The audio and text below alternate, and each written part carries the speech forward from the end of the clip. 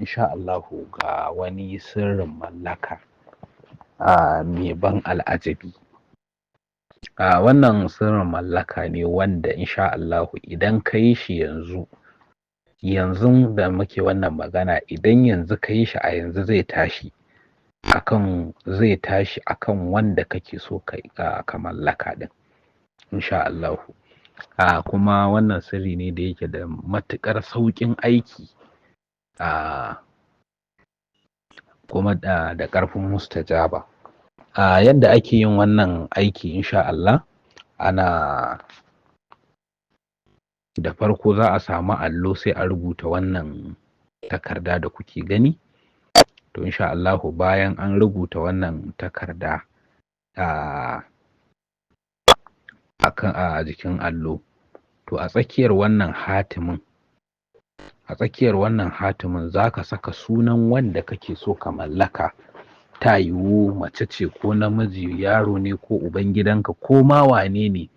To insha Allahu duk wani wanda dai ake so a mallaka, to insha Allahu a tsakiyar nan za a sa sunan shi a tsakiyar wannan turmi da kuke gani na tsakiya inda ba a yi wani rubutu ba.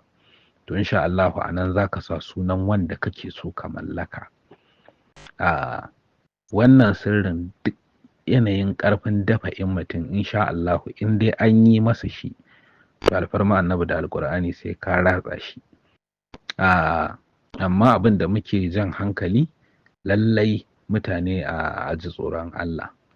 Ba wai akan kowa ake yin aikin mallaka ba, kuma ba akan komai ya taso ake yin aikin mallaka ba. Aikin mallaka yana da ƙa'idoji, sannan kuma a kiyaye da insha Allah. Idan ya kasance aka rubuta sunan wanda ake so a tsakiya, to insha Allahu sai a wanke wannan rubutun. Bayan an wanke shi, to idan ruwan zai isa sai ka raba shi biyu, ka sha rabin kuma sai ka wanke fuska da shi. In kuma ka ga ruwan yayi kaɗan, za ka iya ƙara ruwa. Insha Allahu sai ka sha rabi kuma sai ka wanke fuska da shi. Sai a je ka yi ƙoƙarin zuwa ka haɗa ido da wanda kake so ka ma wannan aikin mallaka. A daidai lokacin da kai wannan aikin, ya kasance kun yi ido huɗu da bawan Allah, ko kuma da wannan ko mace ko namiji ko ma waye kama wannan aikin.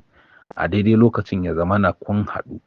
To insha Allahu alfarma annabi da alƙur'ani, daga lokacin da kuka haɗu, sirrin zai fara aiki. Sirrin zai fara aiki a jikinsa. Kuma in Allah da in dai an yi wannan aiki za a sha mamaki. Wannan sirri ne da yake da matuƙar sauƙi kuma yana da mustajaba insha Allah. Mu wannan mujarrabi ne.